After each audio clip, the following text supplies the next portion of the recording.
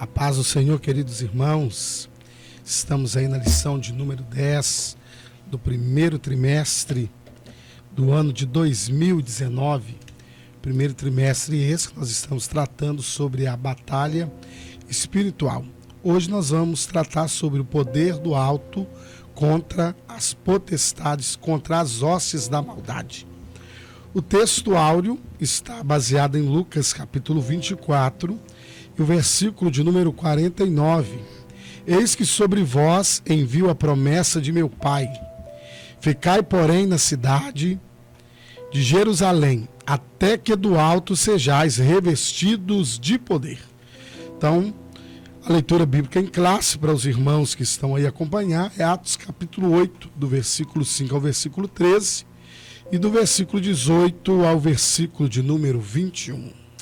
Nessa lição tem vários pontos muito interessantes, onde nós vamos voltar também um pouquinho às origens do povo samaritano, esse conflito cultural entre judeus e samaritanos, e depois também vamos passando aí para o livro de Atos, onde relata essa passagem.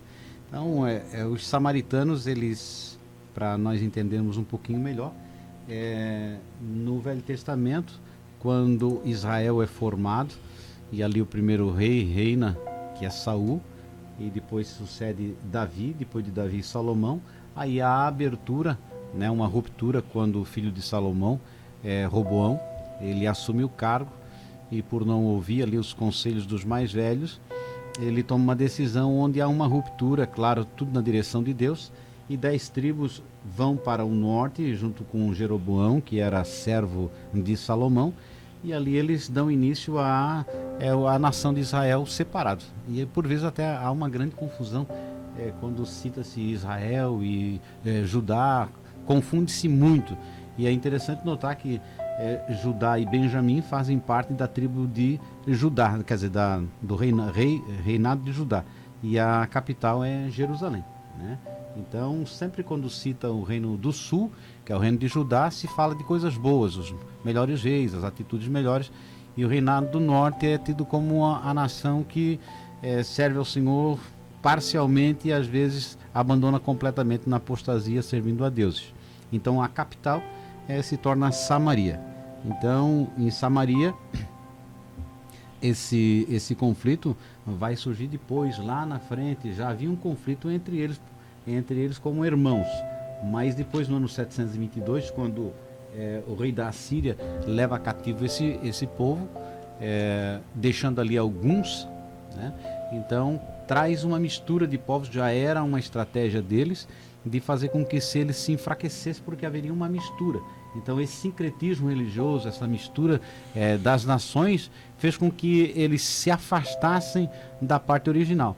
E essa intriga fica maior ainda, porque ainda lá no ano 587, quando a Babilônia derruba o Reino do Sul, depois eles retornam com Zorobabel para fazer a reconstrução do templo, e não há ali a cooperação dos samaritanos, porque os judeus não aceitavam eles como se fizessem parte do povo escolhido, porque eles haviam se misturado. Então, aí a intriga fica ainda maior. Por quê?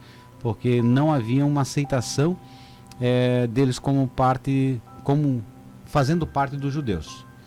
Meu irmão pastor Luciano pode também dar uma comentada um pouquinho mais?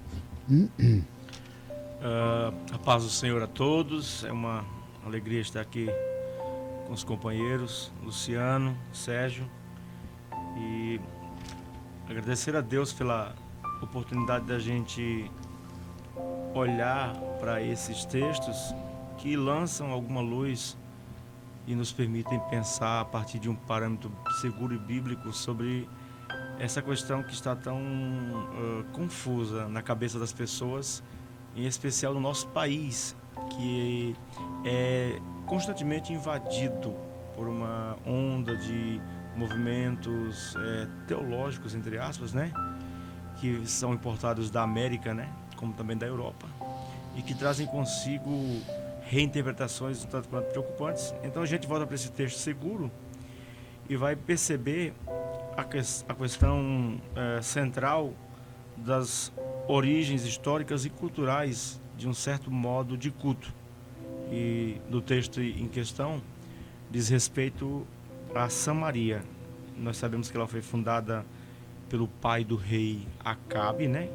E esse foi o quarto rei desta dinastia, tendo mais um, mas Deus fala com Elias e o manda voltar após o seu período depressivo em uma caverna. Ele retirou-se, o Senhor mandou voltar e ungir Jeú. Jeú então mata o último rei dessa dinastia, estabelece então uma nova dinastia naquele contexto.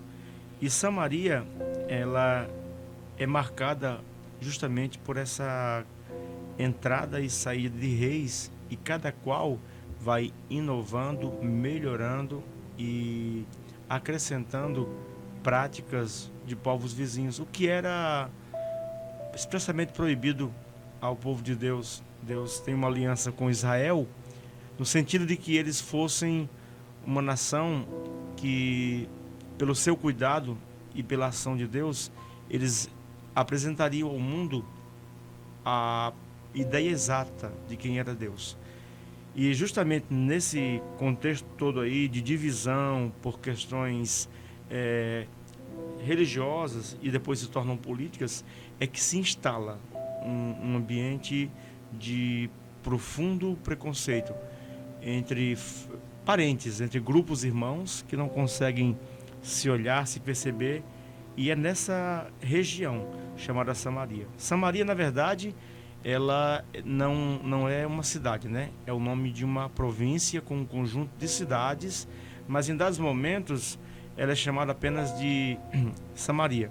A gente sabe que isso são recursos estilísticos da língua grega para se referir ao todo, usando a parte.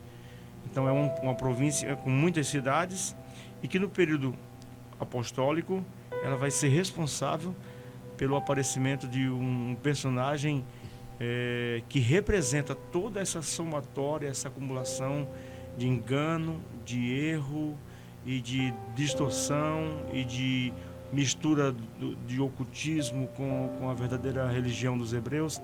Esse personagem vai ser Simão. Ele aparece aí e vai ser bem interessante olhar então a questão de Samaria, olhar a questão de Simão e os desdobramentos dessa mistura que acaba causando problemas, mas que quando o texto bíblico o apresenta, lança luz, explica como os apóstolos lidaram com essa questão e então eles estabelecem para nós também parâmetros a partir dos quais podemos lidar com situações semelhantes e que elas ocorrem com muita frequência nas comunidades, nas igrejas em que estamos presentes, não é isso?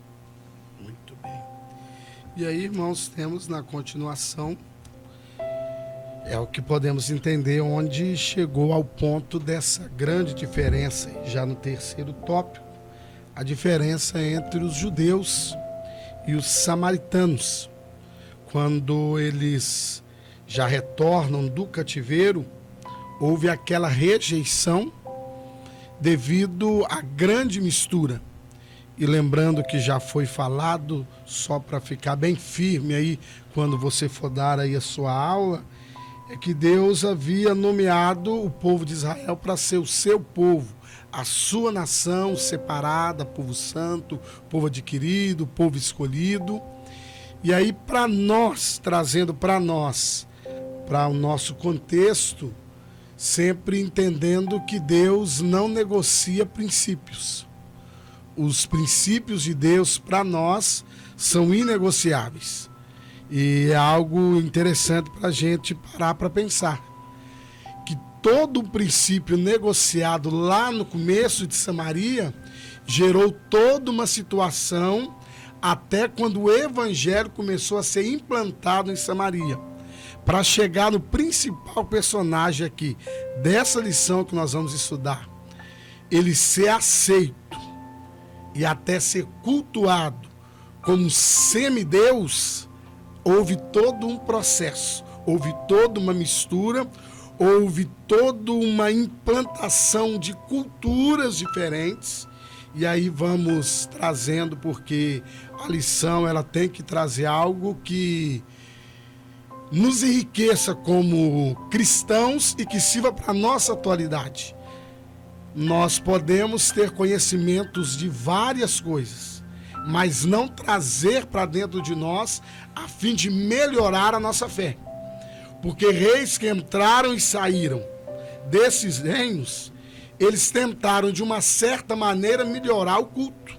Eles tentaram de uma certa maneira melhorar a religiosidade, e nessa melhora trouxeram problemas que geraram todas essas situações que só o Evangelho pode trazer a transformação, e que o Evangelho de Jesus trouxe de fato uma verdadeira transformação a Samaria.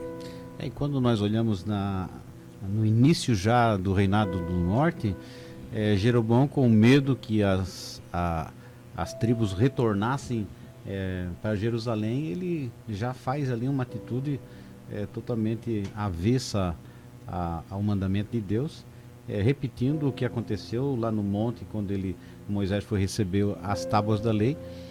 Fizeram um bezerro de ouro, e Jeroboão ele coloca 2 bezerros de ouro, titulando eles como o Deus de Israel. Profanando o ambiente, né? E eu acho interessante essa facilidade de mudança.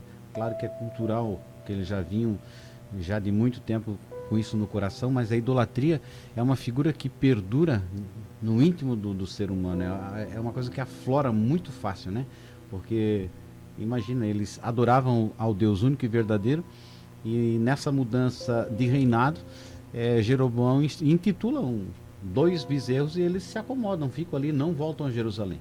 Então é interessante notar que quando nós vamos falar depois de Simão, por isso nós vamos ter que compreender esse fundo histórico, esse pano de fundo, para nós podermos entender o tamanho da bagunça que estava já no tempo de Jesus Cristo. A idolatria tem a sua grande força no fato do anseio humano por ter uma ideia de Deus palpável. Alguma coisa física. Há um anseio muito grande. Israel não era isento disso, né? Todas as nações construíam representações dos seus deuses e os levavam à frente das batalhas. Israel marchava guiado por um Deus invisível, cuja primeira proibição de culto a ele é não tentar representá-lo. E como a lição trata dessas questões também, é importante lembrar que nós estamos falando de um Deus judeu, um Messias judeu em Filipos, em Samaria, sendo apresentado para judeus que não são considerados judeus, pelos judeus que são samaritanos, e que é feito com muita excelência por um grego, Felipe, né? Aí uma bagunça, né? Na cabeça. É interessante, porque quando nós olhamos no decorrer da história, principalmente no período interbíblico, onde as coisas não são relatadas assim dentro da história bíblica, mas relatado por Flávio Joséfo e outros escritores, nós vamos olhar ali que quando eles não fazem o templo, reconstrói o templo de Jerusalém, eles vão reconstruir justamente aonde? No Monte Gerizim, né? O Monte das Bênçãos. Quer dizer, aonde também foi Jacó que comprou um pedaço de terra, e aonde depois os ossos de José vieram estar. E é onde a mulher samaritana se encontra do lado dos ossos de José. Quer dizer, a figura também que foi desprezada pelos seus próprios irmãos. Vai se armando uma trama nesse sentido assim, que por isso é interessante você estudar o Velho Testamento com muito carinho, porque para entender o Novo tem que entender o Velho. Dentro do pensamento mágico ou místico do judaísmo, existe um olhar bem carinhoso dos judeus para essa fonte, porque elas dizem que a excelência dela é que não é só pelos fatos de ter sido Jacó que a cavou, é que ali também esteve os ossos de José. Exatamente. Dava um gostinho bom na água. É crendice, né, irmãos? E aí nós vemos que é forte. É algo muito interessante, que nós, seres humanos, somos levados a isso. E o que me preocupa, uma preocupação pessoal, que quando pessoas que não conhecem o verdadeiro evangelho, não me causa espanto, porque ele não tem conhecimento. O que me causa espanto é que todas essas inovações, aos poucos, sem que a gente queira ou de maneira sorrateira, vai chegando no meio cristão. Vai chegando no meio cristão. Porque a fé, ela é invisível. O milagre acontece pela fé. O Deus que nós servimos é invisível. Mas eu preciso de um copo para que eu creia na presença. Eu preciso de uma garrafa para que eu creia na presença. Eu preciso de uma vassoura para que eu leve para minha casa e receba a presença. Eu preciso de uma arca para que eu creia na presença. E aí, irmãos, se nós não olharmos, daqui a pouquinho nós estamos igual os samaritanos. Porque o começo, eles estavam adorando o verdadeiro Deus, fazendo bons cultos, tendo Deus como único Deus, mas a necessidade de algo palpável, a necessidade de se imitar as nações foi trazendo essas confusões. E nós precisamos entender que Jesus, quando ele vem trazer para nós e operar em nós uma fé genuína, que é só pela palavra. Aquele centurião vai nos mostrar algo extraordinário. Senhor, eu nem preciso que o Senhor vá lá em casa. O Senhor diz uma só palavra, e o meu criado será curado. E hoje não, traz a peça de roupa, traz a fotografia, e traz não sei o quê, e leva o azeite que eu trouxe de Israel. E eu estou indo em Israel e estou trazendo agora um container, porque tem que trazer um container para dar conta de tanta água, irmãos, vai faltar água lá. E às vezes, irmãos, nós estamos vendo que o nosso povo está sendo levado a essas coisas. Sempre quando se afasta da palavra, as heresias elas surgem, né? Jeremias diz que os profetas profetizam falsamente, os juízes decretam e estabelecem sentenças por juízo, e o meu povo gosta disso. Capítulo 5 de Jeremias, último versículo. Mas me perdoe, uma coisa que quando você falou aqui, levanta um questionamento que o professor pode discutir com os alunos. Somos um povo exclusivo, porque somos uma nação sacerdotal, né? Nós somos o povo adquirido, nação santa, sacerdócio. Mas como permanecer o povo exclusivo de Deus e desenvolver um modo de viver que inclua as pessoas, sem excluí-las? É difícil porque os próprios exemplos bíblicos, como foi relatado dos objetos sendo levados para aumentar ou acrescentar a fé, capítulo 19 de Atos vai dizer que Paulo ele pregava, anunciava, e as peças de roupa que ele levava, os lenços, trazia essa. Então, por vezes, uma ação do Espírito Santo que é individual, única e esporádica, passa a ser como um critério. Simples. Manifestações do Espírito sem equivalentes na narrativa bíblica podem acontecer? Podem. Sim. Mas claro. a questão é, elas não são um modelo, elas não podem ser transformadas numa liturgia. Por exemplo, os lenços ungidos de Paulo. A sombra de Pedro curava. Ok. Mas o que isso quer mostrar? Isso quer mostrar que isso deve ser copiado e repetido?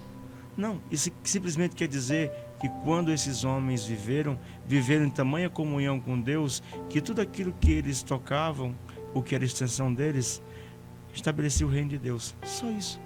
De forma muito simples, né? O evangelho é simples. É todo simples, interessante, que é o que só precisa ser entendido, que isso não pode se tornar uma doutrina. Não pode, de modo algum. Essa é a questão. Tornou-se o quê? Tornou-se um dogma. Para muitas denominações é um dogma e uma doutrina. O milagre só acontece se houver alguma coisa para eu apegar. A gente chama isso em teologia, né, de ponto de contato. Vale lembrar que isso é usado no espiritismo, isso é usado na Umbanda, na Quimbanda, nas religiões de matriz africana. E agora a questão é, o que nós percebemos são os perigos terríveis do sincretismo religioso. E vai além Não é à pouco, toa né? não é à toa que o reverendo Augusto Nicodemos, ele escreveu um artigo, eu li ele há uns 5 anos atrás, A Alma Católica do Povo Evangélico. Sim, os evangélicos têm uma alma católica. Nós temos uma alma católica ainda. Nós, evangélicos, temos um modo de pensar católico, muitas questões. Nós não percebemos, mas as nossas experiências pessoais em outros ambientes, em outras esferas religiosas, em especial aqueles que estiveram envolvidos com ambientes de cultos, que estiveram realmente profundamente envolvidos, a linha que separa a ação de Deus e a ação da sua natureza pregressa daquele ambiente é muito tênue. A não ser que a igreja tenha discernimento, em alguns momentos, o mesmo indivíduo que pode ser usado profundamente por Deus, ele, no momento de fragilidade, por lhe faltar uma estrutura bíblica que lhe faça avaliar a si mesmo com seriedade, com honestidade, ele pode estar sendo usado pelos mesmos espíritos do passado.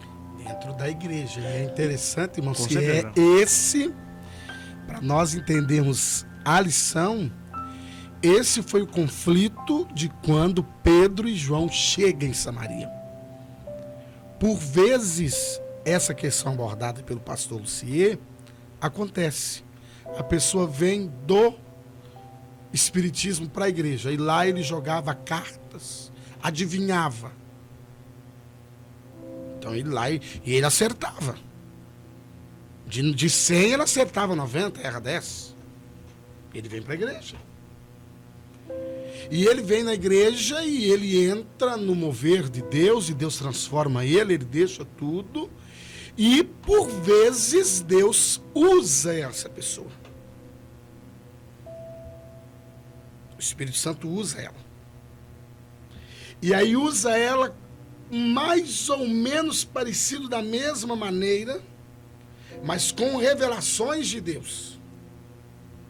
Se essa pessoa não tiver uma estrutura bíblica, ela não tiver alguém que a ensine, há momentos que ela terá dificuldade de discernir Ela onde mesma. é o Senhor e onde é a ação demoníaca.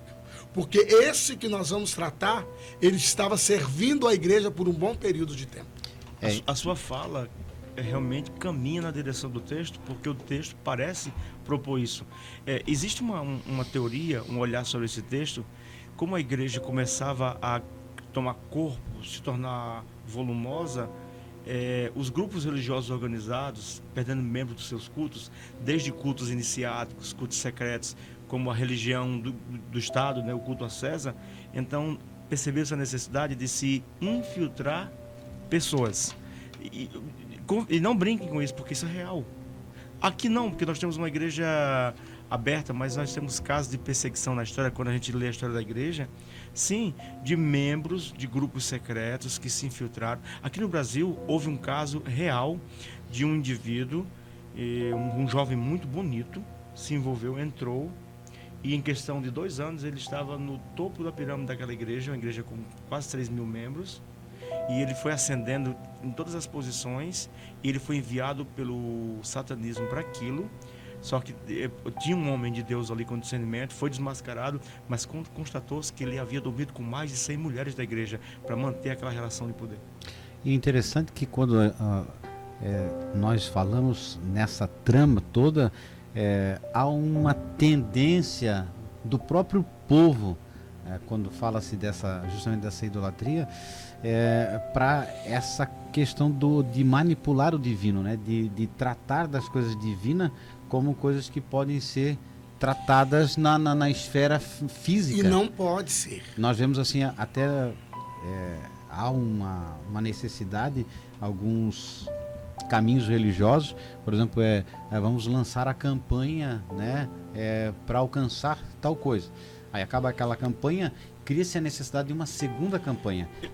A minha pergunta já Deus está disposto a tomar parte nessa campanha? Não, mas justamente isso a nossa dificuldade hoje é que esse sincretismo religioso ele permeia tanto que para arrancar uma coisa se torna quase que impossível, né? Eu já apontou uma coisa muito interessante, Sérgio, sabe o que é? É que existe algo muito sutil que se parece com o evangelho. Joio e trigo. Existe algo que se parece com o evangelho que é muito perigoso. Chama-se coach. Sim, agora está em alta, né? É isso. O que é? A manipulação do lado emotivo da pessoa, o lado positivo, o positivismo, isso vem dos Estados Unidos, né? Isso, é uma onda como a dos gente Estados Unidos. falou no começo, né? São modos de pensar a vida e o mundo importados da América, né? E a gente tem que ficar com a Escritura, porque a Escritura, ela dá parâmetros para uma espiritualidade sadia. Você pode ter uma experiência profunda com Deus. Vou dar um exemplo bem simples. Nós somos pentecostais. Todos nós aqui, nós subimos monte para orar, sim ou não? Sim. A gente ora com o povo, a gente unge o povo, porque a gente crê e a palavra de Deus manda fazer isso. Só que eu me preocupo se o que alimenta, ou seja, a motivação de tudo que fazemos e como fazemos tem apoio bíblico. Por exemplo, tem muitos dos nossos irmãos que oram acreditando que a oração deles obrigará Deus a fazer alguma coisa. Elas agem de uma perspectiva mística, colocando a oração como uma arma ou um meio de manipular o sagrado, inclusive Deus. E se você parte dessa perspectiva, a sua oração é abominável. É por isso que nós, tratando aqui dessa Sim. primeira etapa, nós vamos perceber que esse fundo histórico que vai falar dos samaritanos, eu creio que é colocado justamente para um divisor de águas, né? Judá tentava se preservar dessa contaminação, quer dizer, desse sincretismo, essa possessão que eles passaram a ter da influência das nações vizinhas. Então, quer dizer, já não era uma coisa tão pura, apesar de Judá também ter se contaminado, muita situação de reis até queimar os seus próprios filhos, a Moloque, há muita situação que o Reino do Sul também praticou isso. Mas essa aliança que nós às vezes não entendemos de amor, permanece com a linhagem de Davi, né? A permanência de um povo, de um culto e de algo feito para Deus está muito ligado a se esse povo caminha na lei do Senhor, né?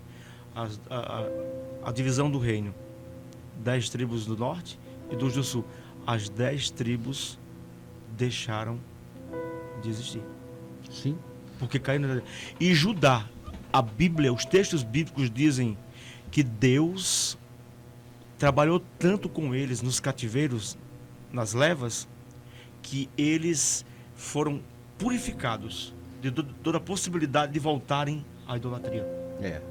No Novo Testamento nós não percebemos tanta idolatria entre os fariseus, entre os saduceus, entre, né, os próprios zelotes. Parece que a idolatria ela está meio que não bem extinta, mas parece que está extinta, né? Entre a época de Jesus. Pensando nisso aqui, me ocorreu um pensamento aqui. Algumas pessoas não têm muita ideia, mas existe uma questão de culto aos antepassados. Aquela veneração desmedida pelas figuras ancestrais de um ambiente. Isso é cultura japonesa, né? Isso é muito forte no Brasil. E na cultura dos rabinos existe quase que uma divinização. Pra você ter uma ideia, os judeus que hoje esperam o Messias, eles acreditam que o Messias será um rabino e que pode ser da ordem dos rabinos. Sim. Então existe um culto, existia não tão velada como era no passado. Era uma coisa muito discreta, mas ela havia, de certo modo, havia e para manter isso existia todo um jogo perverso. Jesus expõe isso de forma perversa nos capítulos 23 e 24 de Mateus, quando diz: olha, por fora vocês são lindos, sepulcro caiados. Jesus denuncia porque eles precisam manter isso. Como nós precisamos às vezes desenvolver mecanismos para manter a frequência do povo. E eles faziam isso para manter o quê? O respeito e o status de homens de Deus diante de todo mundo. O pastor Viana diz uma coisa que eu acho fenomenal. Parece bem simples a frase, mas carrega uma filosofia. E quando eu digo filosofia aqui, é sabedoria profunda. Ele disse: é muito fácil ser pedra, difícil é aceitar para si a condição de vidraça. Interessante que, usando o termo divinização, nós vamos entender quando Jesus faz uma pergunta aos discípulos: nós vamos ver que a idolatria, que aparentemente estava extinta, mas tinha aquele contexto ainda, quando Jesus pergunta: quem dizem que eu sou? Ah, estão dizendo que sou Elias. Estão dizendo que sou Moisés que reapareceu aí. Por que isso? Idolatria. Tá Estava no coração. Como se ele fosse a reencarnação e algo que jamais aconteceria. E o Senhor escondeu o corpo de Moisés, senão nós teríamos hoje o mosaísmo mesmo. Não E a arca também, né? Sim, com Apesar certeza. que a arca... Isso está registrado em Mateus. Judas. Não, também Mateus 22. É uma coisa interessante, a gente está falando sobre a linha tênue que separa, por exemplo, diante de uma pergunta de Jesus, Pedro dá uma resposta: tu és o Filho de Deus. Ele diz: não foi carne nem sangue que te revelou isso, mas meu Pai. Ou seja, ele responde debaixo da inspiração divina, mas ao mesmo tempo ele recebe uma insinuação extremamente satânica, quando o Senhor diz no mesmo texto: eu estou indo para Jerusalém, o Filho do Homem há de ser entregue. Ele disse: salva o Senhor do meu cadáver.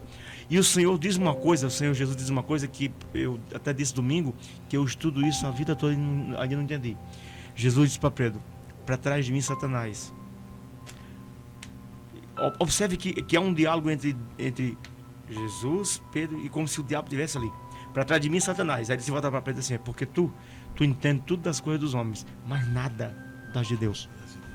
Então, para você que está nos acompanhando, nós estamos no primeiro tópico e estude um pouquinho mais sobre a criação da nação de Israel, a divisão dos reinos, para você compreender, até depois entender por que eles evitavam até determinadas situações com os samaritanos. É muito importante notar o reino do norte e o reino do sul, frisando no ano 722 tem a queda do reino do norte, o reino do sul permanece até o ano 587, e aí depois, se você tiver a oportunidade de ler Macabeus 1, 2 e 3, não está na nossa Bíblia normal, como a gente fala, né, mas você vai encontrar Na versão Jerusalém. na versão Jerusalém, Todos devem ter, né? a É Tebe, possível, a né? católica, ou até baixa na internet e você vai ler. É muito interessante, vai falar sobre a revolta dos Macabeus ali. Esqueci, Hircano não é o... Que não é história com E, é história com H, é fato histórico. Histórico mesmo, aconteceu. De verdade, né? É narrativa histórica. E isso se dá... Nas nossas Bíblias existe duas folhas em branco para representar simbolicamente o período interbíblico. 400 anos, 400 né? anos. E tudo isso aconteceu nesse meio É aí, muito né? interessante porque você vai ver um filme, por exemplo, Alexandre o Grande, justamente nesse período. Sim. Né, que o Império Grego, a helenização vai acontecendo, abrindo as portas justamente para evangelização, porque a língua grega vai se disseminar, os romanos vão fazer as estradas e aí o evangelho vai ter liberdade para ser pregado pelo mundo afora. Não sei se é... Eu acredito que Lucas, como ele era meticuloso, médico também, eu acredito que ele era filólogo também, né? Uma ocupação muito profunda. É bom explicar o que é filólogo. O filólogo vem de filologia, né? O indivíduo que estuda a construção, o desenvolvimento, a ressignificação de uma mesma palavra na história, né? E ele não é sem propósito que ele coloca o seguinte: e houve grande alegria na cidade de Samaria. Não é sem propósito, porque não faltava culto naquele ambiente, não faltava sacrifício, mas faltava alegria, né? Aleluia. Então você que é professor, você que nos acompanha, a história é fundamental. A história, ela quem não... Tem uma frase de alguém, agora não lembro o nome: quem não aprende com a história está fadado a repeti-la, né? Eu não lembro quem disse, mas eu sei que alguém disse. Não sei quem foi, mas é inteligente. É inteligente. Então, nós vamos agora para o segundo tópico, onde nós vamos abordar o evangelho entre os samaritanos.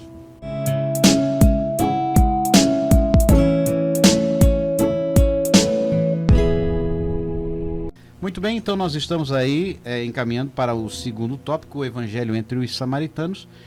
E fica aí a questão. Jesus já dá o início lá quando ele fala com a mulher samaritana no poço e desenvolve toda aquela conversa a ponto de uma boa parte da cidade se converter e crer como Jesus o Messias. E Lucas é o que mais vai abordar essa questão. Ele vai abordar a questão dos 10 leprosos, né? Que 10 são curados, uma apenas volta. A abordagem de Lucas na parábola do bom samaritano é diferente da abordagem de Mateus. E então nós entendemos que havia essa diferença, e algo importante, que Lucas também não era judeu. Certo, irmãos? E para a gente entendendo todo esse contexto dessa questão de não haver entre eles essa unidade. Mas o Evangelho de Jesus não estava preso a essas situações. E quem vai levar esse Evangelho de Jesus aos samaritanos, apesar de já ter sido iniciado, alguém já ter crido em Jesus, porque a Bíblia vai relatar a questão da mulher samaritana, que vem uma multidão de pessoas ter com Jesus. Então, quando a Bíblia fala multidão, não declara quantas eram, mas a Bíblia fala que vem um número de pessoas ter com Jesus por causa do testemunho que ela conta da vida dela. As pessoas vêm ter com Jesus e ouvem o Evangelho, e ali fica uma semente plantada.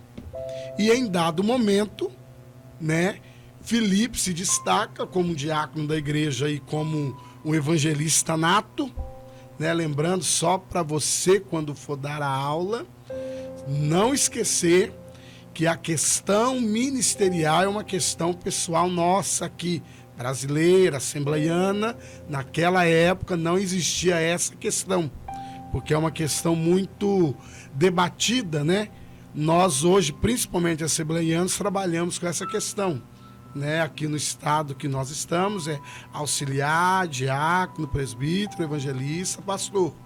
Naquela época a maneira de se receber era diferente. A comunidade reconhecia a pessoa, né? Quando ela era reconhecida, o ministério automaticamente era reconhecido. Que os homens vos considerem ministros, né? de Deus. Então havia esse reconhecimento. Os homens é que tinham que ter esse reconhecimento. Então Filipe, ele teve um destaque diferente.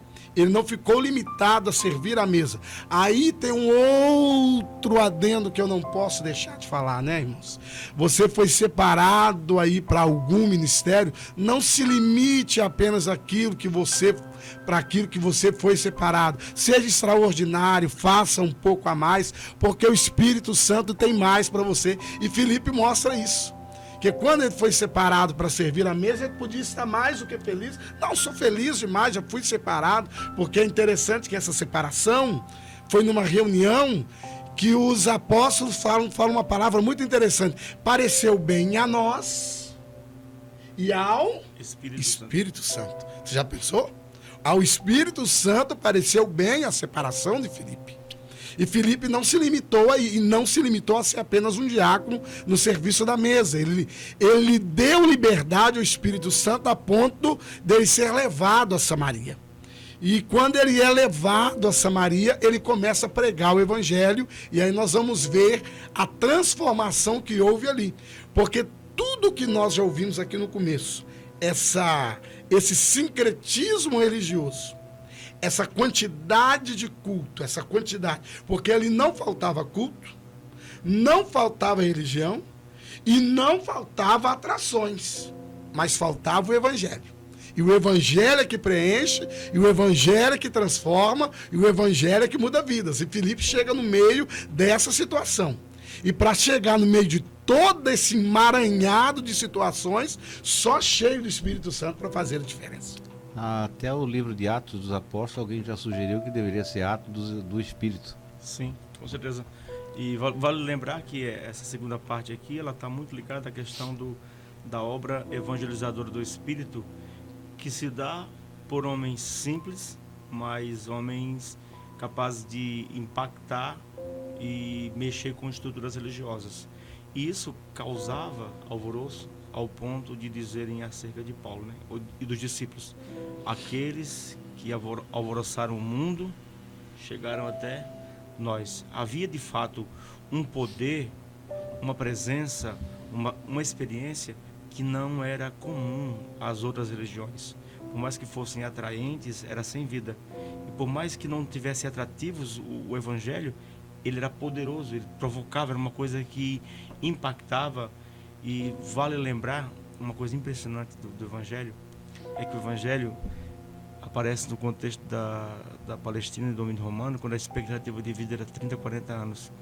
Aí o Evangelho chega falando de vida eterna para uma cultura, para um povo cujas religiões acreditavam que até para ser admitido, estar vivo ou permanecer vivo numa outra vida, dependia de uma série de rituais que envolvia bens nessa vida. Se você não pudesse pagar os rituais, você não era admitido no outro mundo. Aí o Evangelho declara que um ladrão está do lado de Cristo e ele diz, Senhor, porque ele reconhece naquele homem desfigurado, Isaías 53.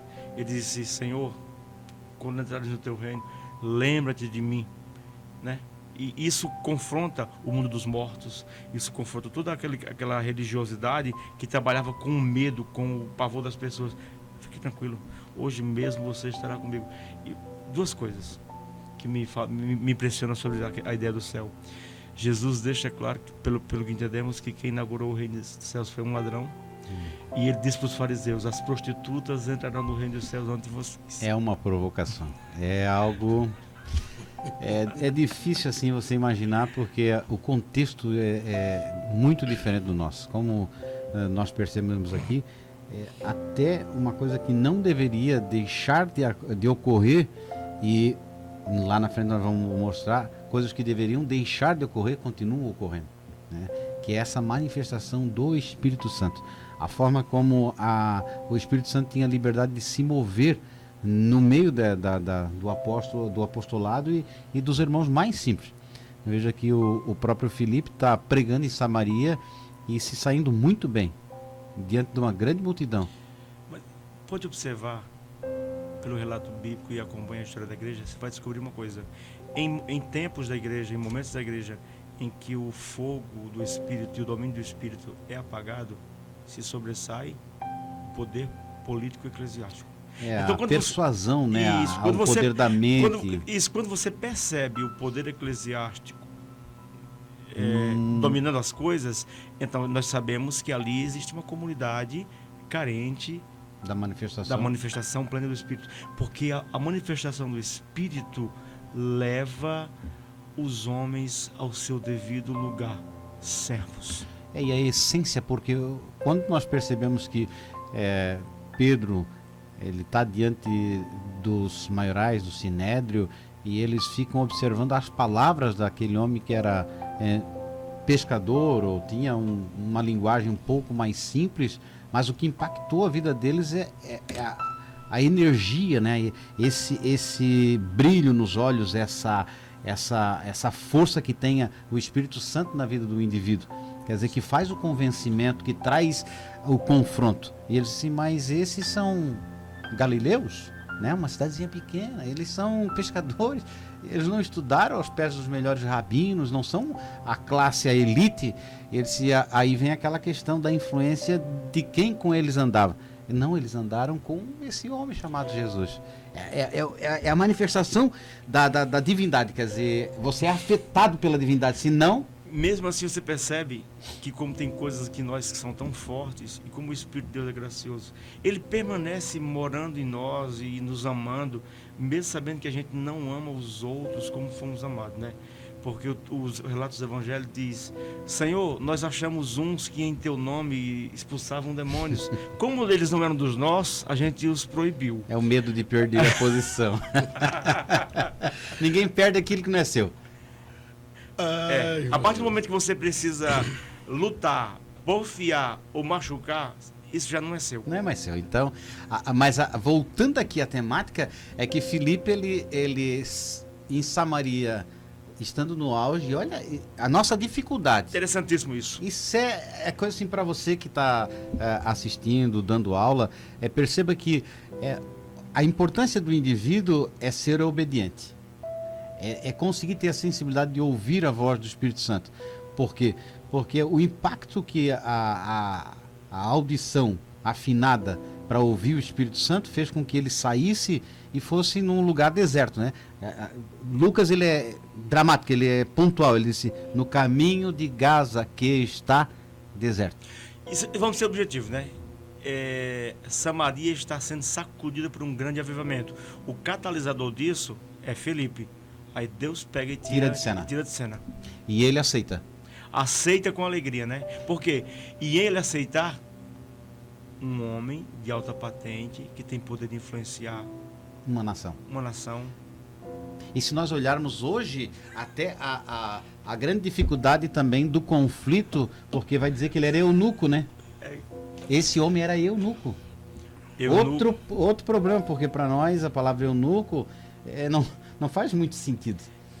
O eunuco para nós descreve alguém que experimentou um processo de castração. Exatamente. É. Que quer dizer, não vai ter filhos, não vai casar. E aí essa pessoa, ela vem com um desejo, uma sede de Jerusalém, na busca de uma experiência espiritual, vem lendo o rolo, quer dizer, demonstra que ele tinha uma posse para adquirir, porque era caríssimo, né? Ter um rolo. E ele tinha um rolo na mão, ele sabia ler. Ele era uma pessoa instruída. Sim. E aí o Espírito Santo sopra no ouvido mais uma vez de Filipe e diz, ó, corre. Ele era uma espécie de ministro de relações exteriores, né? Trabalhava de toda a questão contábil de um império, né? E interessante é que há um grande avivamento em Samaria. Samaritanos que são odiados pelos judeus. Aí dali, o catalisador do avivamento não vai para Jerusalém, vai para África. E ali ouve de novo, corre, e quer dizer, ele é obediente, porque a qualidade daquele que ouve o Espírito Santo é essa parte da obediência, né? É você compreender quando falar e quando deixar de falar. Sim. Quando estiver em cena para ser aplaudido e quando for empurrado lá para trás dos bastidores. E você aceitar na normalidade, sabendo que aquilo dali é Deus. E quer dizer, ter uma resposta de Deus, né? Porque há pessoas ansiosas por ouvirem a verdade. Lê e não entendem. E tem que ter o Espírito Santo revelador para dizer, olha, meu amigo, o que está dizendo aqui é isso. Quer dizer, eu vou te aclarear o caminho, eu vou te mostrar. Por quê? Porque a pessoa do Espírito Santo é essa figura, né? Existe algo de patológico em nós, né? Em nós todos, né? Meio patológico, meio assim doentio, meio assim miserável mesmo. Aquela vontade desvelada e discreta, disfarçada, mascarada de dizer, esse pedaço do reino aqui é meu. Quem vai sentar à minha direita e à minha esquerda? A mãe pedia. É loucura isso, né? É loucura. Irmãos, e é interessante porque nós temos que contextualizar para nós. É o seguinte, aí nós estamos vendo a quantidade de ministérios que surgem, porque eu não me submeto a ninguém, eu não obedeço a ninguém, aqui ninguém me reconhece, aqui ninguém vê o meu valor, e o homem que estava pregando e os coxos sendo curados, a multidão em volta, aceita ser levado para o deserto. Aí nós vamos aprender algo crucial. O diferencial não vai estar no talento que você tem. Que lhe projeta. O diferencial vai estar se você está cheio do Espírito Santo. Cheio dele, aí não faz diferença se no deserto ou se no meio da multidão. É uma coisa que a cristandade trouxe, não sei da onde, mas eu estou passando pelo deserto. Olha só que maravilha o deserto ensina para nós, né? Não é o deserto, é a presença de Deus. Porque a experiência de Filipe ali deixou aquele homem atônito. Quando ele termina de ministrar e ele é batizado, entendendo o evangelho, o que acontece com Filipe? Ele some da frente de... Esse camarada volta para a África, assim, energizado, assim, com a bateria carregada. Se ele pudesse sair a 1000 por hora e chegar no mesmo instante na nação dele e começar a proclamar, aquele coração dele ia fervendo, assim, eu preciso falar disso. Eu preciso ter essa experiência com o meu povo. Eu preciso contar o que eu vivi, né? E o que me impressiona é o seguinte, como o pastor Luciano acabou de falar, nós valorizamos muito o indivíduo que se projeta pelo talento, mas pouco valor damos ao que se recolhe pela obediência. Não damos valor. Mas quando Paulo está no capítulo 5 de Efésios, ele está falando sobre as características da plenitude do Espírito. Ele fecha, quando ele está falando já do ambiente de culto, falando de vós com salmos, hinos, cantos espirituais e cantando de seu modo no vosso coração, dando graças, ele diz: sujeitando-vos uns aos outros no temor do Senhor. Aí doeu, né? Aí ficou pesado. Então, nós estamos aqui passando para você nessa troca de ideias, é justamente esse avivamento que surge numa terra rejeitada por Israel, eles que esperavam o Messias, eles que eram não queria dizer a bola da vez, né? Mas eram a nação eleita, o povo adquirido, quer dizer, tudo provinha de Israel, e nós cremos nisso também, que Israel não perdeu a sua primazia, mas vem para contrastar que Deus, ele pode fazer como ele quer, ele pode usar como foi de misericórdia lá na cidade de Nínive, né? Uma cidade perversa, e Deus pelo seu amor disse: olha, vai lá e prega. Ah, mas eles não merecem, mas prega. Eles vão se arrepender, mas prega. Quer dizer, nós não entendemos às vezes o porquê do agir de Deus, e nós somos alvo dessa misericórdia, porque também nós éramos avesso a isso, né? Nós éramos os últimos a serem escolhidos e fomos enxertados e damos graça por esse agir de Deus. E aqui nós vamos perceber que Jesus, ele vem para quebrar esses paradigmas, esses modelos, e dizer assim: ó, meu amigo, vocês viram que o sacerdote não atentou para a necessidade do caído, o levita não atendeu, mas o samaritano fez isso. 9 voltaram sem me agradecer, mas esse samaritano voltou. Quer dizer, essa mulher samaritana que você diz que não é digna, conseguiu convencer uma boa parte da cidade rápido para vir ali. Não foi dias, foi na mesma hora. Então ela não tinha tanto discreto assim. E o evangelho também é muito estratégico, né? Jesus era um judeu. Se um judeu fosse pregar para um multidão de samaritanos, não seria ouvido. Mas uma samaritana fala de um judeu, de um Messias judeu para samaritanos. Eles ouvem. E outra coisa sobre Jonas é que você vai ver sobre o texto de Jonas, é impressionante como a missão, o cristianismo às vezes é acusado de destruir as culturas. Como isso é mentira, né? Porque o texto de Jonas, que é um texto de missão transcultural, revela a preocupação de Deus, questão intelectual. Eles não sabem fazer a diferença da mão esquerda e esquerda, ignorância, né? E diz assim: não viste que lá tem muitos animais, ou seja, a missão também é ecológica. E lembrando você, essa foi uma deixa muito boa. Por favor, você que vai falar sobre Jonas, não diga que o peixe lançou Jonas em Nínive, porque Nínive está muito longe da praia. Está mais ou menos uns 700 quilômetros da beirada do mar. É a capital Nínive, a Síria. Síria sim está aqui, mas a Síria é para lá. Então, aprenda. Jonas é lançado na beirada do mar, mas não em Nínive. Ele caminha pelo menos uns 10 dias até chegar lá. Então, mais um ponto a nós... não sabemos em que altura do mar ele foi engolido, mas ele teve que andar bastante. Sabe por quê? É porque tem pessoas que vão pensar que a Nínive era na beirada do mar. E está como daqui a São Paulo. Nós que estamos em Santa Catarina, você que está em outro lugar do país, eu não sei a posição. Mas é interessante notar que, por vezes, por nós não entendermos o texto sagrado, nós não entendemos a geografia bíblica, Isso. Aí Samaria também. Por que eles falavam em passar, não passavam por Samaria? Quando não passava por Samaria, eles tinham que passar 2 vezes pelo Rio Jordão. Porque Samaria ficava no meio, né? Era caminho, né? Aí se você passasse por Samaria era mais curto, mas daí você passava pro lado de cá, o Rio Jordão, atravessava, quando passava o limite de Samaria lá na frente, você voltava pro lado esquerdo de novo. Exatamente. Então é interessante notar que nada acontece por acaso. Então você que está acompanhando, o interessante notar, o agir do Espírito Santo é fundamental no nosso ministério. Se nós dermos mais ouvido ao Espírito Santo, nós não vamos estar limitados à geografia. E como é poderoso e exato a promessa bíblica, né? Ficar em Jerusalém até que do alto. Até que do alto seja revestido de poder. Ou seja, houve o dia de Pentecostes e o segundo grande derramamento do Espírito é em Samaria. E você nota que por vezes eu já ouvi pessoas assim. Eu tenho um amigo de trabalho e ele mora na ala oposta da minha. Então, o local onde eu me congrego está sob a liderança de um líder e ele está no outro lado na liderança de outro líder. E eu não posso fazer uma visita na casa dele ou um culto na casa dele porque eu tenho que pedir permissão para a pessoa que está do lado de lá. Quer dizer, por vezes a pessoa fica sem uma assistência porque tem que passar por aqui e por lá. Quer dizer, primeiro eu tenho que relatar que eu vou fazer algo para Deus, para um indivíduo, para depois fazer aquilo que já deveria ter feito. Isso é inominável, né? É complicado isso, mas esse é o campo do fulano de tal, aquele é o campo do não sei quem. Como se Deus tivesse limitado áreas geográficas para cada um cuidar.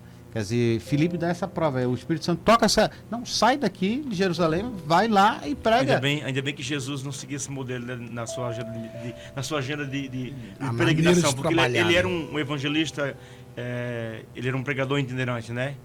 E constantemente ele estava jantando com fariseu, publicano, pecadores. Ele enche de honrarias e de respeito pessoas que a sociedade deixava de lado. Ele coloca como modelo de liderança as crianças que não tinham valor nenhum na cultura. Nem mulher, né? Nem mulher, né? Detalhe, ele traz para si, né? E como é impressionante que a primeira notícia da ressurreição se dá por mulheres. Para uma cultura como a judaica, isso é patriarcal, que isso é chocante. O testemunho da mulher não tinha muito valor, né? E eu não posso deixar de falar, irmãos, o que o presbítero não Sérgio abordou aqui, que se eu pedir para eu ir lá no seu território, fosse o problema, no seu território, né? Que eu já acho absurdo que o território ser seu fosse o problema, estava resolvido. A questão é que ainda vou ouvir o não. Não, meu irmão. Não, meu irmão, fica nós tranquilo. Vamos contactar com parece, nós vamos falar com alguém de lá e ele vai lá resolver. E aí depois você descobre que ele não recebeu a visita. E eu, por vezes, já fui chamado a atenção porque fui e fiz. Aí alguém descobre, eu acho muito interessante isso. Nós queremos bem aqui pontuar para você que está numa congregação, num campo, nós devemos honrar a liderança, devemos respeitar os que estão na frente do trabalho. O que nós estamos mencionando aqui são fatos que ocorrem, que você tenha a oportunidade de fazer uma visita na casa de alguém, não é que você vai trazer ele para lado A ou B. Porque o evangelho não é trazer pessoas para dentro da igreja, é você como igreja ir ao encontro delas. Eu ainda nesse domingo, ainda ministrando na escola, eu falei, o melhor lugar de você servir a Deus no trabalho é onde tiver mais ímpios. É o lugar perfeito. Tem pessoas que dizem, Senhor, abre uma porta de emprego para mim, onde todos sejam crentes, porque assim eu tenho liberdade. Não, o lugar perfeito para o crente é no meio da impiedade, porque ali você... Eu me lembrei, eu estava lendo a biografia do Billy Graham, há uns 5 anos atrás. Ele disse que a primeira experiência ecumênica dele foi quando era criança. Ele juntou um gato, um cachorro, um papagaio e outros bichos. Nos 30 primeiros minutos eles se quebraram. Mas depois estava tudo se alisando, se respeitando e convivendo no mesmo ambiente. Ele disse, agora como adulto, 40 anos depois, eu tenho tentado juntar batistas, presbiterianos e pentecostais, não consegui.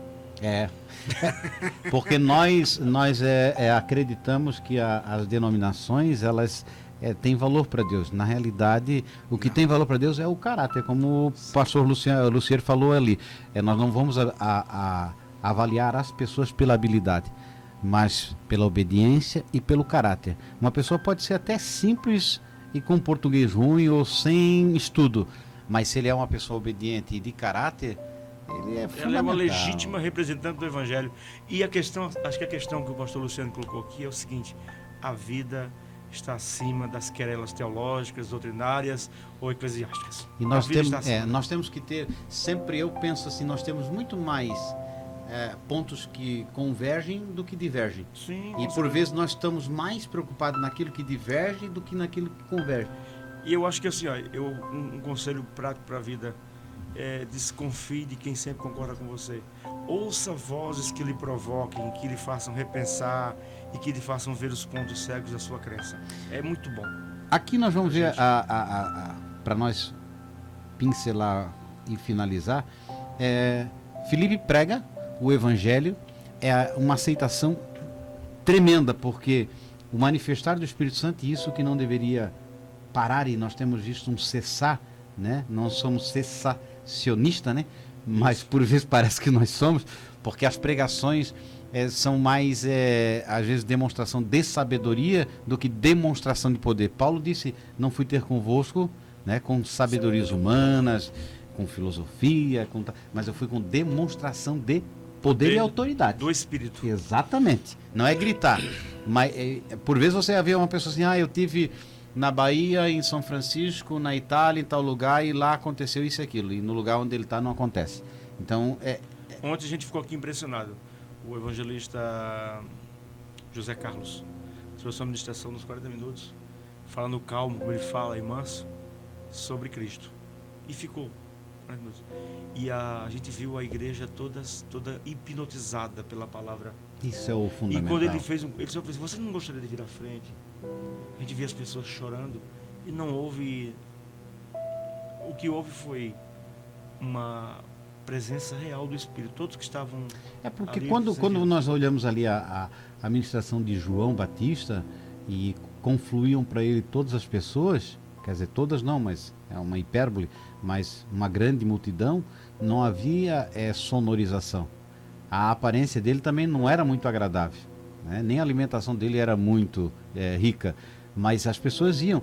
E quando Filipe prega também não dá a entender que havia um griteiro ou, né, uma manifestação. Não, ele seguiu, o modo de pregar de Filipe era o modo de pregar, o modo de falar grego. Ele ia argumentando e ensinando e expondo um texto de modo que ele fosse desconstruindo os elementos um por um da crença de quem os ouvia. É uma coisa assim que apela também à inteligência, claro, a razão. Mas que o impacto é na personalidade, por completo. E é interessante, para mim, um dos textos que eu acho mais lindos no Novo Testamento. E enquanto Paulo pregava, o Espírito Santo abriu o entendimento de Lídia para que ela cresce. Filipe, né? A primeira igreja na Europa, né? Na Europa. Na Europa. E é introduzida por uma mulher. Por uma mulher, quer dizer que é a igreja que surge debaixo da orientação do Espírito Santo, mais uma vez. Sim. Porque Paulo não intentava ir para Filipos, né? Ele tentou ir para um lado, não deu, comprou passagem para o outro lado, não foi, no outro lugar estava a ponte quebrada, aí aparece a figura assim, passa a Macedônia. Então, é interessante, né, quando você vai na direção do Espírito Santo e tudo converge para você ter um êxito. Então, olhando aqui, eles aceitaram, mas o aceitar deles, receberam a mensagem, foram batizados, mas Pedro vai junto com João para batizar. Essa questão do batismo aqui, isso aí, quando eles impuseram as mãos, a Bíblia diz que eles receberam o Espírito Santo. Contrastando com outros textos, vai dar-se a entender que eles foram batizados com o Espírito Santo. Porque não há possibilidade de que alguém se converta sem a obra do Espírito Santo. A Bíblia fala que quem convence o homem da justiça, do juízo e do pecado é o Espírito Santo. Pastor Lucieu usou um texto agora. Enquanto Paulo pregava, o Espírito Santo abriu o entendimento de Lídia.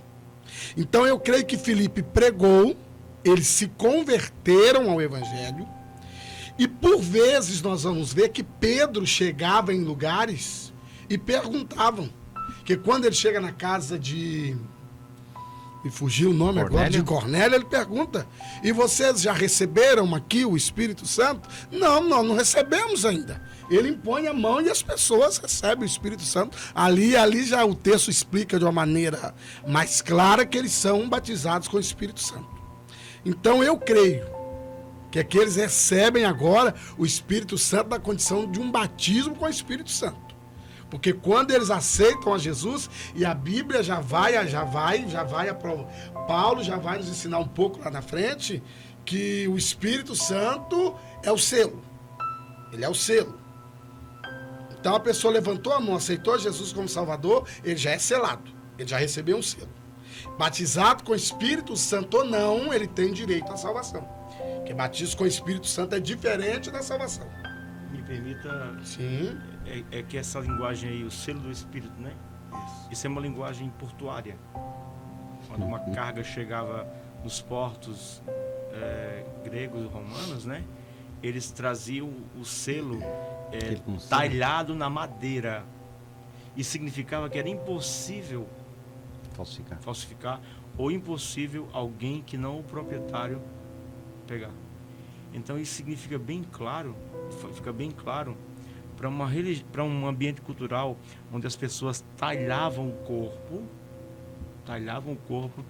como demonstração e expressão da sua fé, de culto, alinhamento aquele tipo de culto, que o Espírito Santo e receberam o Espírito. Se você prestar atenção nesse texto bíblico, está dizendo o seguinte: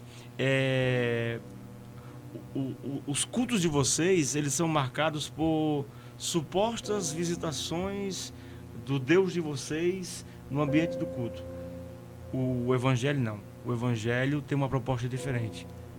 Deus vem morar naqueles que o cultuam. É interessante porque houve uma época em que muitas pessoas, quando estavam para partir para a eternidade, tinham uma grande dúvida, um questionamento devido a ser ensinado dessa forma, que quem não fosse batizado, ou quer dizer, não recebesse o dom de línguas, não estava apto para a vida eterna com Cristo. Isso já foi motivo de muito sofrimento para a gente piedosa. Pode ser que haja, né, no nosso Brasil afora, ou lugar onde você está ouvindo. Eu conheço casos reais e não são poucos.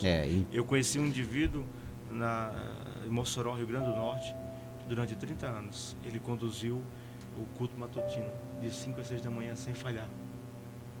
Era um dos homens mais piedosos que a gente conhecia, mas ele nunca falou língua estranha.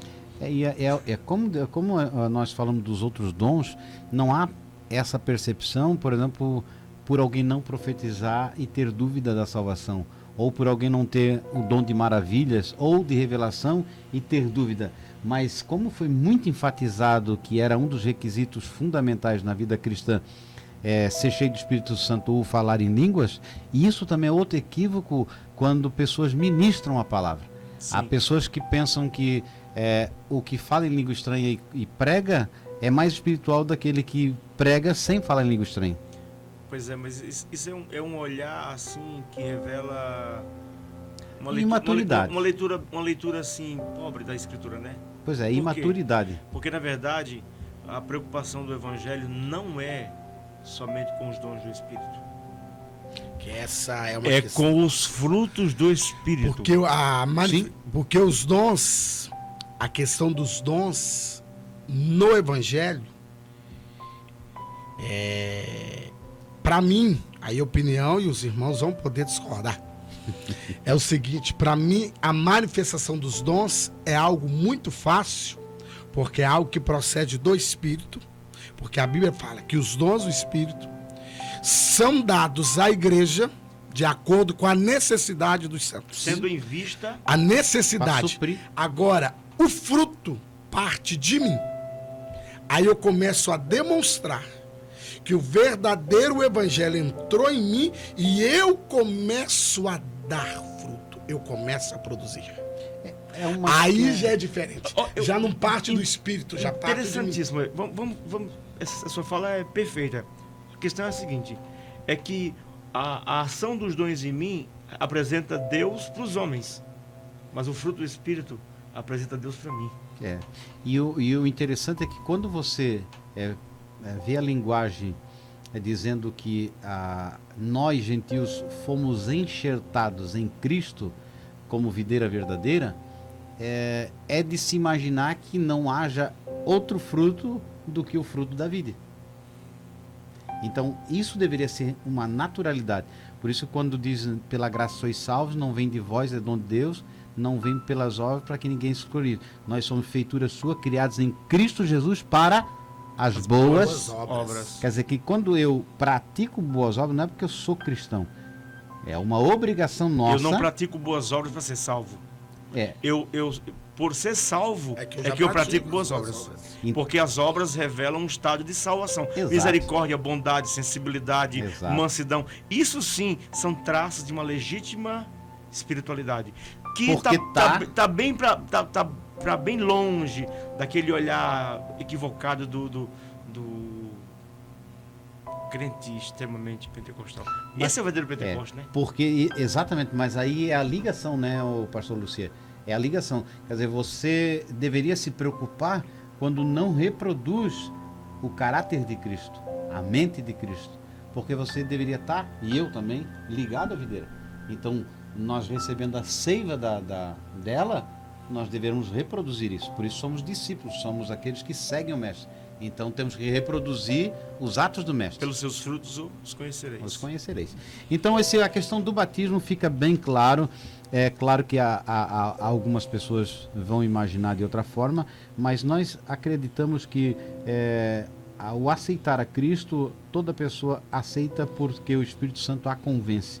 E o fato do batismo já é uma segunda etapa. É uma experiência diferente. Né? Seria um reforço, seria uma abertura para novos talentos, novos dons, né, da parte de Deus. Porque geralmente é assim, você recebe o dom de variedade de línguas, ou dom de línguas, e dá a entender que as coisas se tornam mais amplas, né? Você tem Mas eu acredito que, por exemplo, o indivíduo pode falar línguas estranhas como manifestação dessa segunda onda, dessa segunda experiência, né? E ele ser presenteado por Deus com uma compaixão profunda pelas pessoas. Sim. Isso que são dons que não são tão vistos. Por exemplo, como é que eu penso a espiritualidade bíblica? Será que existe, da perspectiva do olhar de Deus, uma diferença muito grande entre um indivíduo que sobe um morro para evangelizar e uma mãe que fica acordada velando pela vida de um bebê que precisa de cuidado, igual o indivíduo que está lá em cima esperando ser visitado para receber vida? Isso não são expressões do Espírito? É como você, talvez, não sei se dá um paralelo, mas você imaginar que o rim seja mais importante que o coração. É loucura, né? É loucura. O olho não fazer parte, quer dizer, por ele somente enxergar, tem menos importância do que o coração. Na realidade, a função são todas distintas, mas o objetivo é um só, permanecer um corpo vivo, né? Equilíbrio e a manutenção e autorregulação do corpo, né? Por isso você que, por exemplo, às vezes não tem aquela habilidade na fala, né? Não se incomode, mas eu nunca preguei. E eu tenho combatido uma terminologia usada por nós cristãos, quando diz assim, eu só sou um membro da igreja, eu só sou um membro de banco. Mas isso é fruto do ensino errado, do entendimento errado. Por quê? Se nós fôssemos...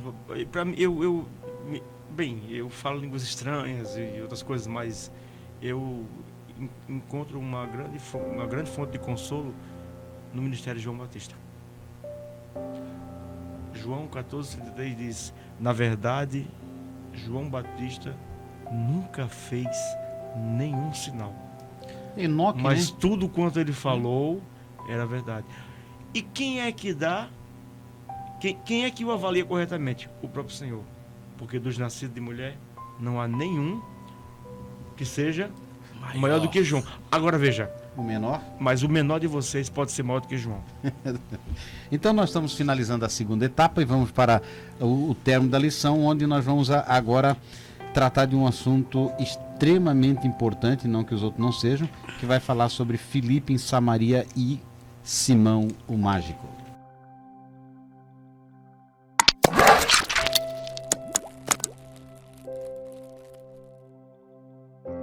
Então estamos encaminhando para o final, vamos tratar desse personagem chamado Simão o Mágico. É interessante, irmãos, que Simão ele era uma figura respeitada, muito conhecida, tendo em vista tudo que nós tratamos sobre o sincretismo religioso, a quantidade de religiões, as pessoas viam em Simão um semideus. Né? Ele era um mágico, ganhava dinheiro com aquilo, e esse moço, esse homem se converte a Cristo, aceita o evangelho de bom grado, é batizado por Filipe, ajuda, porque a história vai mostrar que ele estava sempre ali ajudando, vendo os milagres, os paralíticos andar, os coxos andar, as pessoas falando línguas estranhas, recebendo, Pedro impondo as mãos, que aí é que nós vamos entender que esse receber o Espírito Santo aqui, que quando Pedro impõe as mãos e as pessoas são batizadas, é aí que ele fica maravilhado. Ele começou a ver, opa, as pessoas estão falando outras línguas. Ele chama Pedro à parte, vamos fazer um negócio. Eu te ofereço alguma coisa aqui, te dou um valor para eu poder ter esse dom aí também. E aí Pedro, cheio do Espírito Santo, é claro, não recebeu dinheiro, o seu dinheiro seja para seu próprio mal, o dom de Deus não se vende, não se negocia, ali se descobre o que já estava no coração de Simão, e aqui nós vamos abrir um leque, né, irmãos? Vamos aí. Pois é. É o que nos é dito pelo comentarista da lição, que é o pastor Gabi, né? Que a partir de então se cria o uso na história da igreja do termo simonia, né? Que é justamente a negociação do sagrado. E ela está presente nas religiões pagãs, nas ramificações adulteradas do próprio cristianismo, que não sei se podemos chamar de evangelho. E com muita ênfase, eu vou citar aqui um historiador, Miroslav Pelikan. É um historiador polonês, que ele fez, historiador da igreja. Ele diz que o cristianismo é a religião de um Cristo ressurreto, que movimentava homens e massas em Israel. Quando ele vai para Roma, ele vira uma instituição. Quando ele vai para a Grécia, ele vira uma filosofia. Quando chega na Europa, vira uma cultura. Quando chega na América do Sul e Latina, vira um negócio. Quando chega no Brasil, ele disse, eu não sei o que dizer ainda. É complicado isso. Porque essa questão da figura de Simão, ele vai assim esclarecer para nós a similaridade. Simão, ele olhou essa oportunidade e disse, eu já vi isso antes. Eu já fiz esse negócio aí, de uma forma diferente, mas esse negócio é para mim. Quer dizer, quando você percebe que um indivíduo não deu certo no mundo e vem para o meio evangélico e abre uma grande oportunidade, aí ele começa a trazer essa questão. Quer dizer, quando você vê um espetáculo, eu não digo um culto de adoração, mas um espetáculo onde as pessoas pagam para ouvir um cantor, e você bota um espetáculo mundano do lado daquele que parece ser sagrado, o profano e o sagrado, quer dizer, não é sagrado, são... A questão é que nós temos uma cultura muito forte, é a cultura da performance. Exatamente. Nós gostamos de ouvir, cantar e pregar gente que tem uma performática absurda. Aliás, como disse um certo autor, os cultos contemporâneos, eles parece que são cultos para pessoas bem jovens, porque eles exigem uma ginástica. Senta, levanta, cutuca, pula. Se você tiver mais de 50, você não aguenta 2 horas. Mas eu fico assim, abismado, é que assim como o povo de Israel fez os bezerros e aceitaram, as pessoas ficam lá, ovacionam, chamam o nome da pessoa e vão ao delírio, porque aquilo não é o êxtase do espírito. Porque as letras são mais antropocêntricas, né? Mais voltada para o ser humano, os teus sonhos serão cumpridos, os sonhos de Deus são maiores, como se Deus sonhasse. É claro que eu acredito que Deus não dorme, não tem sonho, ele é presciente, é onisciente, então ele sabe todas as coisas. E Deus vai na frente, manda um anjo forte para te defender, a vitória tem sabor de... E as pessoas vão à loucura. E nesse momento parece assim que tudo é manto, tudo é mistério. É que a questão aí parece ser as pessoas... A vida real é dura. Sim. E o evangelho não é uma proposta de facilitar a vida. Não. Não. Caminho estreito. Mas se aparece alguém que oferece alívios imediatos, não faltará Sim, mas pastor Lucia, consumidores. o que o diabo oferece para Jesus? Não são facilidades? Sim. Não foi Deus. Não, você estava falando aqui, eu estava me lembrando daquela passagem bíblica em que os discípulos voltam maravilhados com o sucesso da missão, né? Os demônios submetem. Aí Jesus falou assim, olha, isso aí é da natureza do reino. A parte que cabe a vocês é se alegrem, porque o nome de vocês está escrito no livro da vida. E é interessante. Agora a pergunta é, isso é fonte de alegria para quem tem um ministério excelente? Ou os resultados do próprio ministério? Você percebe que... sabe o que me preocupa? É que a excelência será juiz sobre mim. Senhor, em teu nome eu profetizei, eu fiz cura, eu vi... Realmente você fez tudo isso. E eu fiz tudo isso. Agora a questão é que eu não sei quem é você. É verdade. E o ministério de Paulo foi marcado mais pela pregação na prisão do que fora dela. Mais em açoites, em tempestade, em problemas até de fome, do que em bonança. É depois por isso que ele fala, tudo posso naquele que fortalece, né? Dentro do contexto. Mas então é uma preocupação quando o sucesso é colocado em números, né? Como se chama aquele... É brasão, né? Brasão. O brasão das famílias, né? Sim. Pois é, se a gente fosse colocar um para Paulo teria um. E é justamente o que revela o seu passado completo e o que ele é agora no presente, que é Gálatas, que fala sobre a caduquice do próprio judaísmo, né? Desde agora ninguém fica no meu caminho, porque eu trago em mim as marcas de Cristo. E ele não é um modelo, de sucesso. Não. Ele morre sozinho, morre como um pária, como um criminoso, na mais absoluta pobreza, no relento, numa cela fria em Roma.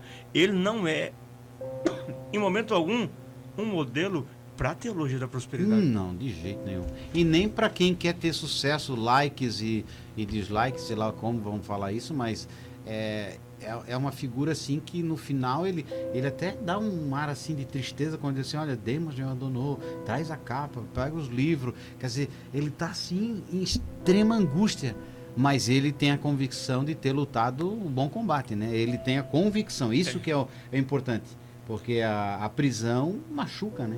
Essa é a questão. As pessoas verdadeiramente chamadas pelo Evangelho e que têm uma experiência verdadeira com o Evangelho, elas têm algo que nem sempre é visível, não é expresso nos seus talentos, mas é expresso na firmeza do seu andar, que é convicções. E lembrando, irmãos, o Evangelho transcende essas coisas. O que eu vejo é que nós, alguns de nós, que eu não sou assim, então eu não vou falar nós, alguns, vêm para a igreja, que foi a questão de Simão.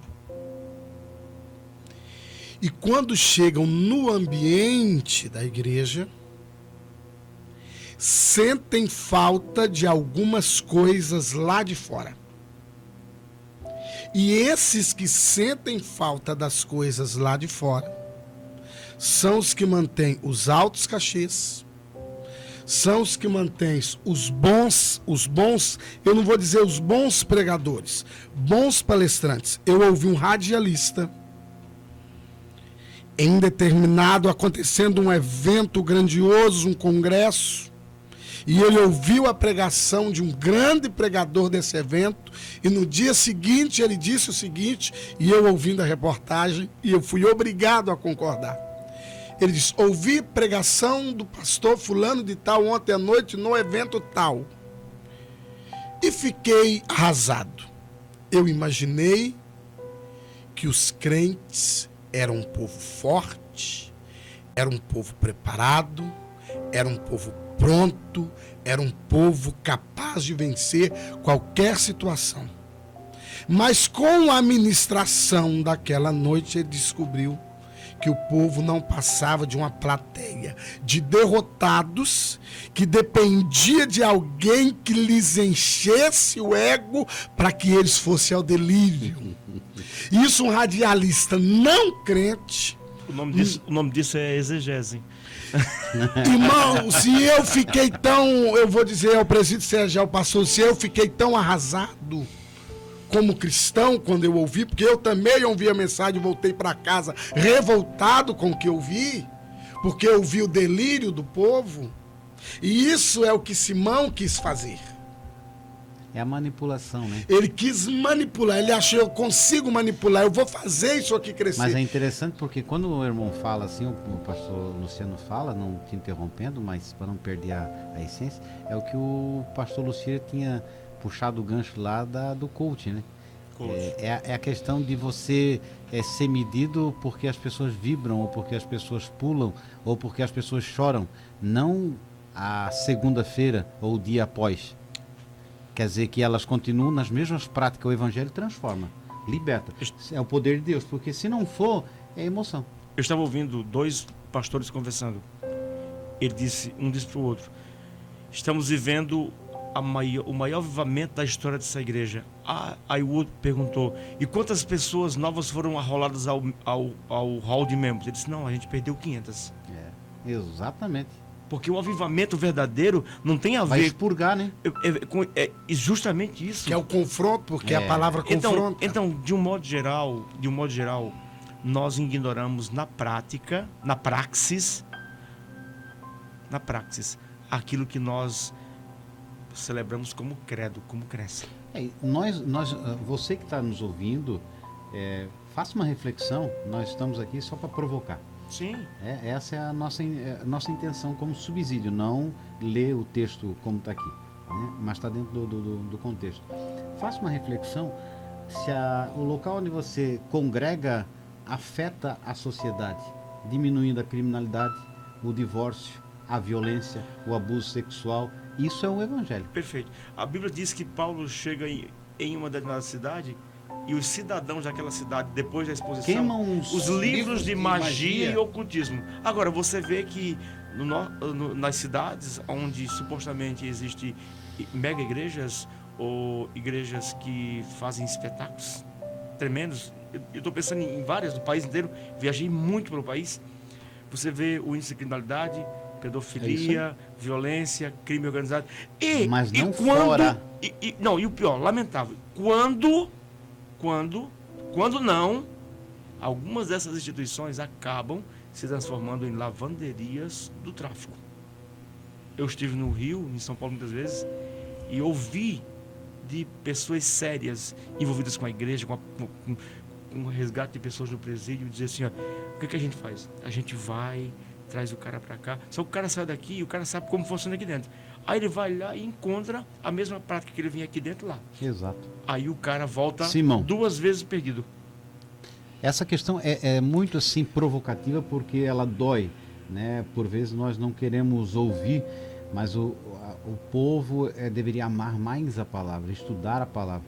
Como os berianos, avaliar se aquela pessoa fala realmente E outra, e se há uma preocupação às vezes, por exemplo, fazer um evento e convidar alguém, mas essa pessoa tem que ter um renome, tem que ter um nome, tem que ter olhar se tem passagem, as credenciais da pessoa. Sim, a ideia é: se você não está na mídia, você não existe, Deus não é com você, você é um fracassado, você é um ministério murcho e xoxo.